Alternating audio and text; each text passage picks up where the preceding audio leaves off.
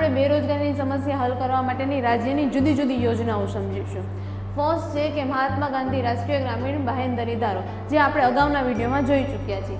બીજી છે પંડિત દીનદયાળ ઉપાધ્યાય શ્રમેવ જયતે યોજના, જેની શરૂઆત 16 ઓક્ટોબર 2014ના કરવામાં આવી હતી અને જેનો મેઇન હેતુ હતો અસંગઠિત ક્ષેત્રના લોકોને રોજગારી પૂરી પાડવી।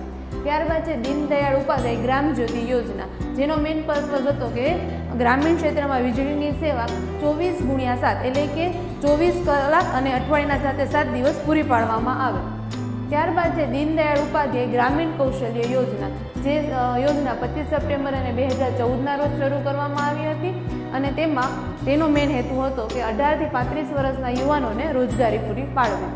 ત્યારબાદ આવે છે પ્રધાનમંત્રી કૃષિ સિંચાઈ યોજના, જેની શરૂઆત 1 જુલાઈ 2015ના રોજ કરવામાં આવી હતી અને એનો મેઇન પર્પઝ એ હતો કે સિંચાઈ યોજના દ્વારા બધા ખેતરમાં પાણી પહોંચી રહે અને એનું મેઇન સૂત્ર હતું હર ખેત કો પાણી। Thank you.